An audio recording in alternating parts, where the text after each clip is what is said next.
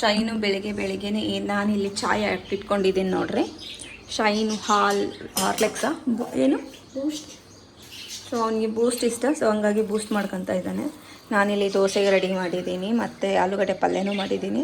ಡಬ್ಬೆಗೆ ಮತ್ತು ಬ್ರೇಕ್ಫಾಸ್ಟ್ಗೆ 2 ಆಲೂಗಡ್ಡೆ ಪಲ್ಯ, ಆಮೇಲೆ ನುಗ್ಗೆಕಾಯಿ ಸಾರು ಮಾಡೋಣ ಅಂತ ನುಗ್ಗೆಕಾಯಿನೂ ಎಲ್ಲ ಕ್ಲೀನ್ ಮಾಡಿ ಇಟ್ಕೊಂಡಿದ್ದೀನಿ. ಸೊ ಮಾರ್ನಿಂಗ್ ನಮ್ಮದು ಕಿಚನ್ ಈ ಥರ ಎಲ್ಲ ಇರುತ್ತೆ. ಎಲ್ಲ ಕೆಲಸ ಮಾಡಾದ್ಮೇಲೆ ಕ್ಲೀನ್ ಮಾಡ್ಕೋಬೇಕು. ಸ್ಕೂಲ್ ಸ್ಟಾರ್ಟ್ ಆಗೋಕ್ಕಿಂತ ಮುಂಚೆ ಏನೂ ಟೆನ್ಷನ್ ಇರಲಿಲ್ಲ. ಇವಾಗ ಸ್ಕೂಲ್ ಸ್ಟಾರ್ಟ್ ಆಯಿತು, ಮತ್ತು ಅದೇ ರೊಟೀನ್ ತಾಯಂದ್ರಿಗೆ ಬೆಳಗ್ಗೆ ಎದ್ದೇಳು, ನಾಷ್ಟ ರೆಡಿ ಮಾಡು, ಡಬ್ಬಿ ರೆಡಿ ಮಾಡು, ಸ್ಕೂಲಿಗೆ ಕಳಿಸು, ಮಕ್ಕಳು ಊಟ ಮಾಡಿದ್ರಾ ಇಲ್ವಾ, ಹೋಮ್ವರ್ಕ್ ಮಾಡು. ಅದೇ ಇವಾಗ ಇಷ್ಟು ದಿನ ರಜೆ ಕೊಟ್ಟಿದ್ರು, ಆರಾಮ್ಸೆ ಒಂದು ಲೈಫ್ನ ಕಳೆದ್ಬಿಟ್ವಿ. ಇವಾಗ ಮತ್ತೆ ಅದೇ ಗೋಳು ನೋಡಿ, ಬೇಗ ಎದ್ದೇಳು, ಬೇಗ ರೆಡಿಯಾಗು, ಸ್ಕೂಲಿಗೆ ಹೋಗು, ಟಿಫಿನ್ ಮಾಡು, ಹೋಮ್ವರ್ಕ್ ಮಾಡು, ಟ್ಯೂಷನ್ಗೆ ಹೋಗು ಅಂತ ಹೇಳ್ಬಿಟ್ಟು. ಸೊ ಆದ್ರೂ ಒಂಥರ ಚೆನ್ನಾಗಿದೆ ಅಂತಲೇ ಹೇಳ್ಬೋದು. ಬೆಳಗ್ಗೆನೇ ವೀಡಿಯೋ ಮಾಡ್ತಾಯಿದ್ದೀನಿ, ಅವ್ರು ಬೇರೆ ಸ್ಕೂಲಿಗೆ ರೆಡಿ ಆಗ್ತಾಯಿದ್ದಾರೆ. ಒಂದು ಕೈಯಲ್ಲಿ ಮೊಬೈಲ್ ಇಟ್ಕೊಂಡು ಇನ್ನೊಂದು ಕೈಯಲ್ಲಿ ದೋಸೆ ಎತ್ತಿ ಹಾಕೋದು ತುಂಬ ಕಷ್ಟ ಆಗ್ತಾಯಿದೆ. ಬಟ್ ಆದ್ರೂ ನನಗೆ ವ್ಲಾಗ್ ಮಾಡೋದು ಇಷ್ಟ ಅಂತ ಹೇಳ್ಬಿಟ್ಟು ಮಾಡ್ತಾಯಿದ್ದೀನಿ. ಹೇ ಶೈನಾ, ತಗೋ ಬನಾನಕ್ಕೆ. ಸೊ ಈ ಒಂದು ಕುಕ್ಕುಂಬರ್ನ ಕಟ್ ಮಾಡಿ ಬಾಕ್ಸಲ್ಲಿ ಹಾಕೋಣ, ಅವ್ರಿಗೆ ಸ್ವಲ್ಪ ಸಲಾಡ್ ಥರ.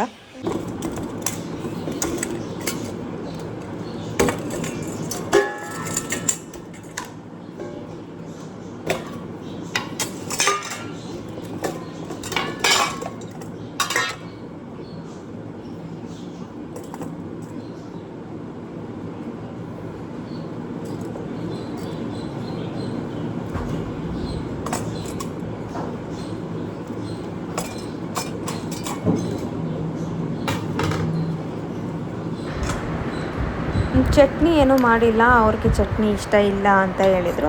ಸೊ ಹಂಗಾಗಿ ಆಲೂ ಪಲ್ಯ ಮಾಡಿದ್ದೀನಿ ಅವ್ರಿಗೆ ದೋಸೆಗೋಸ್ಕರ. ಅವ್ರನ್ನ ರೆಡಿ ಮಾಡಿ ಕಳಿಸಾದ್ಮೇಲೆ ನಾವು ನುಗ್ಗೆಕಾಯಿ ಸಾರು ಮಾಡ್ಕೊತೀವಿ ದೋಸೆ ಜೊತೆ.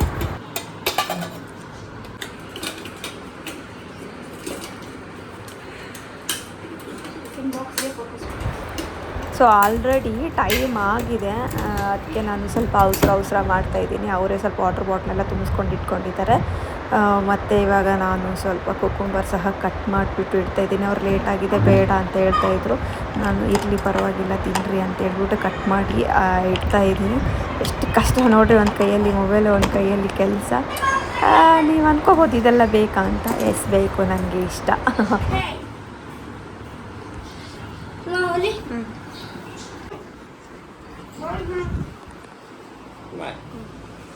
ಅದು ಹೂಳು ಮತ್ತೆ ಬಾಯಿ ತಕ್ಕ ಸ್ಟ್ರಕ್ ಆಗೋದು ಕುಕ್ಕುಂಬರು. ಬೇಗ ಎದ್ದೇಳಬೇಕು, ಬೇಗ ಸ್ಕೂಲಿಗೆ ಹೋಗ್ಬೇಕು. ಬಾಯ್ ಬಾಯ್ ಬಾಯ್ ಬಾಯ್ ಬಾಯ್ ಬಾಯ್ ಬಾಯ್ ಬಾಯ್ ಬಾಯ್ ಬಾಯ್ ಬಾಯ್. ಹೋದ್ರು ನೋಡಿ, ಅವರು ಹೋದರು. ಇವಾಗ ನನ್ನ ಟಾಸ್ಕ್ ಶುರು, ಅವ್ರದ್ದು ಏನಿತ್ತು ಅದೆಲ್ಲ ಮುಗೀತು. ಇವಾಗ ನನ್ನ ಕೆಲಸಗಳನ್ನ ನಾನು ಸ್ಟಾರ್ಟ್ ಮಾಡ್ಕೊಳ್ಬೇಕು. ನೋಡಿ, ನಾನು ಬೆಳಗ್ಗೆನೆ ನಾನು ಅಪ್ಲೋಡ್ ಮಾಡಿರೋ ಅಂತಹ ವೀಡಿಯೋನ ಹಾಕ್ಕೊಂಡು ನಮ್ಮ ಹಸ್ಬೆಂಡ್ ಮೊಬೈಲಲ್ಲಿ ನೋಡ್ತಾ ಇದ್ದೀನಿ ಯಾವ ಥರ ಬಂದಿದೆ ಅಂತ ಹೇಳ್ಬಿಟ್ಟು.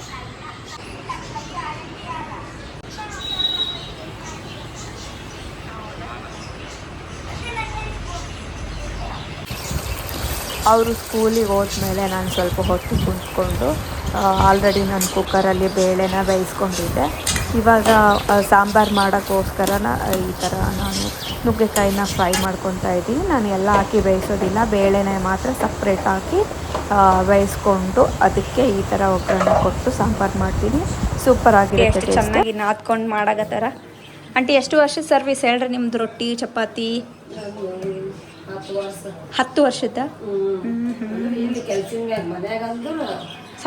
ಸಣ್ಣವ್ರು ಇರುವಾಗ.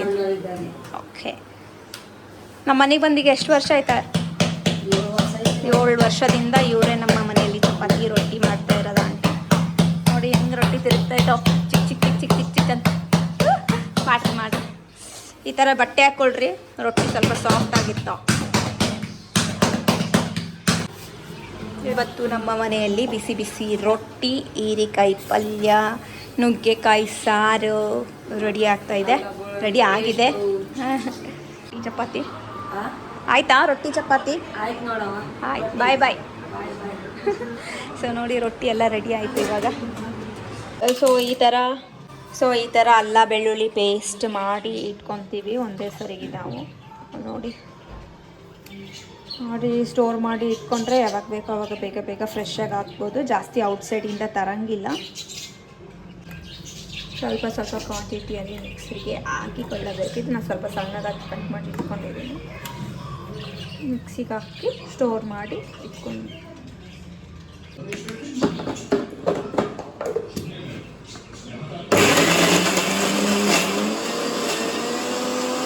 ನೋಡಿ ಅಲ್ಲ ಬೆಳ್ಳುಳ್ಳಿ ಪೇಸ್ಟನ್ನ ಈ ಥರ ಹಾಕಿ ಇಟ್ಕೊಂಡಿದ್ದೀನಿ.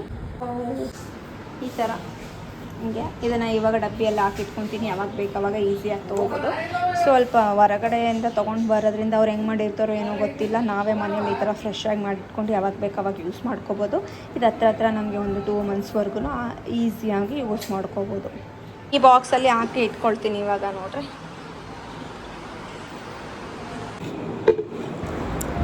ನಾವು ಹೊರಗಡೆಯಿಂದ ತಂದು ಮಾಡಿದಾಗ ಈ ಒಂದು ನಾನ್ ವೆಜ್ಗೆಲ್ಲ ಬೆಳ್ಳುಳ್ಳಿ ಪೇಸ್ಟ್ನ ಹಾಕಿದಾಗ ಅಷ್ಟು ರುಚಿ ಅನಿಸಲ್ಲ. ಬೇಕಾದರೆ ನೋಡಿ ಮನೆಯಲ್ಲೇ ಅವಾಗಿಂದ ಅವಾಗೆ ಫ್ರೆಶ್ ಒಂದು ಅಲ್ಲ ಬೆಳ್ಳುಳ್ಳಿ ಪೇಸ್ಟ್ ಹಾಕಿ ಮಾಡೋದ್ರಿಂದ ಅವತ್ತಿನ ದಿನ ಅಡುಗೆ ಎಷ್ಟು ಭಾರಿ ಇರ್ತದೆ. ಅದರಲ್ಲಿ ಸಹ ನಾನ್ ವೆಜ್ ಮಾಡಿದರೆ ಇನ್ನೂ ಭಾರಿ ಇರುತ್ತೆ. ಸೊ ನಮಗೆ ಸ್ವಲ್ಪ ಟೈಮ್ ಇಲ್ಲ, ಹಂಗಾಗಿ ಅವಾಗಿಂದ ಅವಾಗೆ ಮಾಡ್ಕೊಳ್ಳೋಕ್ಕೆ ಸ್ವಲ್ಪ ಲೇಟ್ ಆಗೋದ್ರಿಂದ ಈ ಥರ ಮಾಡಿ ಇಟ್ಕೊಂಡ್ರೆ ಯೂಸ್ ಆಗುತ್ತೆ ಅಂತ. ಬಾಕ್ಸ್ ತುಂಬ ಐತಿ ಮತ್ತು ಇದರಲ್ಲಿ ಸ್ವಲ್ಪ ಇದಿಷ್ಟವಾಗೈತಿ ನೋಡ್ರಿ. ಇವಾಗ ಇದಿಷ್ಟನ್ನು ಒಳಗಡೆ ಫ್ರಿಜ್ಜಲ್ಲಿ ಇಟ್ಬಿಟ್ರೆ ಆರಾಮ್ಸೆ ಯಾವಾಗ ಬೇಕಾವಾಗ ನಾನು ಯೂಸ್ ಮಾಡ್ಕೊಳ್ಬೋದು.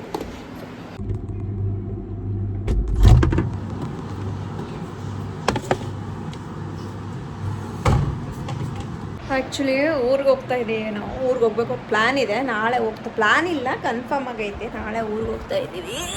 ಲಗೇಜ್ ರೆಡಿ ಮಾಡ್ಕೊತಾ ಇದ್ದೀನಿ. ಇನ್ನೂ ಒಂದು 2 ಡೇಸ್ ಇದ್ದಾಗೆ ಮಾಡ್ಕೋಬೇಕಾಗಿತ್ತು. ಅವಾಗೇನಾಯಿತು, ನಾಳೆ ಇದೆಲ್ಲ ಬಿಡು ಅಂತೇಳಿ ಹಂಗೆ ಡಿಲೇ ಮಾಡಿಕೊಂಡು ಇವಾಗ ನಾಳೆ ನೈಟ್ ಊರಿಗೆ ಹೋಗೋದಿದೆ. ಸೊ ಒಂದು ಸಿಕ್ಕರೆ ಒಂದು ಸಿಗ್ತಾ ಇಲ್ಲ. ಎಲ್ಲ ಬಟ್ಟೆ ಒಳಗಡೆ ಎಲ್ಲ ಮಿಕ್ಸಪ್ ಆಗೋಗ್ಬಿಟ್ಟೈತಿ. ಹುಡುಕಿ ಸಾಕಾಯಿತು. ಇವಾಗ ಯಾವ ಸಿಕ್ಕಿದೆ ಅದನ್ನೆಲ್ಲ ಪ್ಯಾಕ್ ಮಾಡ್ಕೊತಾ ಇದ್ದೀನಿ. ಅದರಲ್ಲಿ ಬೇರೆ ನಾಳೆ ಬೆಳಿಗ್ಗೆ ಡ್ಯೂಟಿ ಇದೆ. ಮತ್ತೆ ಬಂದು ಅಡುಗೆ ಅದು ಇದು ಮಾಡೋಷ್ಟಕ್ಕೆ ಟೈಮ್ ಸಾಕಾಗಲ್ಲ ಅಂತ ಹೇಳಿ ಒಂದು ಸೂಟ್ ಕೇಸು ಮತ್ತು ಒಂದು ಬ್ಯಾಗ್ನ 2 ರೆಡಿ ಮಾಡ್ಕೊತಾ ಇದ್ದೀವಿ 3 ಜನಕ್ಕೋಸ್ಕರ. ಇದರಲ್ಲಿ ನಂದು ಆ್ಯಶ್ಲಿ ಶೈನ್ದು ಬಟ್ಟೆಗಳಿದೆ, ಸೊ ಹಾಕ್ಕೊಳ್ಳೋಕ್ಕೆ. ಮತ್ತು ಇದರಲ್ಲಿನೂ ಇದೆ. ಇನ್ನೂ ಅರ್ಧ ಎಲ್ಲ ಪ್ಯಾಕಿಂಗ್ನ ನಾಳೆ ಮಾಡ್ತೀನಿ. ಅದೊಂದು ಬ್ಯಾಗ್ ಒಯ್ತಾ ಇದ್ದೀವಿ ಯೂಸ್ಗೆ. ಮತ್ತು ಒಂದು 2 ಬೆಡ್ಶೀಟ್ಸ್ ಇದೆ ಟ್ರೈನಲ್ಲಿ ಬೇಕಾಗುತ್ತೆ ಅಂತ ಹೇಳ್ಬಿಟ್ಟು. ಸೊ ಇವಾಗ ಅರ್ಧಂಬರ್ಧಂ ಎಲ್ಲ ಮಾಡಿ ಇಟ್ಟಿದ್ದೀವಿ. ಮತ್ತು ನಾಳೆ ಕರೆಕ್ಟಾಗಿ ಮಾಡ್ಕೊಳ್ಬೇಕು. ಹಂಗೆ ಹೋಗ್ಬೇಕು ಅಂತ ಎಕ್ಸೈಟ್ಮೆಂಟಲ್ಲಿ ಇದ್ದೆ. ಹತ್ರ ಬಂದಿದ ತಕ್ಷಣ ಒಂದು ಎಕ್ಸೈಟ್ಮೆಂಟ್ ಏನಿದೆ ಅದಕ್ಕೆ ಕಮ್ಮಿನೇ ಆಗೋಗ್ಬಿಡ್ತು. Full tired. So I hope ಈ ವ್ಲಾಗ್ ನಿಮಗೆ ಇಷ್ಟ ಆಗಿದೆ ಅಂತ ಭಾವಿಸ್ತೀನಿ. ಸೊ ನೋಡಿ ಕಂಟಿನ್ಯೂ 3 ಡೇಸ್ 4 ಡೇಸ್ ಆಯಿತು ನಾನು ಕಂಟಿನ್ಯೂ ಆಗಿ ವ್ಲಾಗ್ ಅಪ್ಲೋಡ್ ಮಾಡ್ತಾಯಿದ್ದೀನಿ. ಸೊ ಈ ಒಂದು ಬ್ಯುಸಿ ಶೆಡ್ಯೂಲಲ್ಲಿ ಸಹ ನಾನು ವ್ಲಾಗ್ ಅಪ್ಲೋಡ್ ಮಾಡ್ತಾಯಿದ್ದೀನಿ ಅಂತ ನನಗೆ ತುಂಬ ಖುಷಿ ಆಗ್ತಾಯಿದೆ. ಅದೇ ಥರ ನೀವು ನೋಡಿ ಸಪೋರ್ಟ್ ಮಾಡಿ ಅಂತ ಹೇಳ್ತಾ ಈ ಒಂದು ವ್ಲಾಗ್ನ ಎಲ್ಲಿಗೆ ಮುಗಿಸ್ತೀನಿ. So thank you for watching.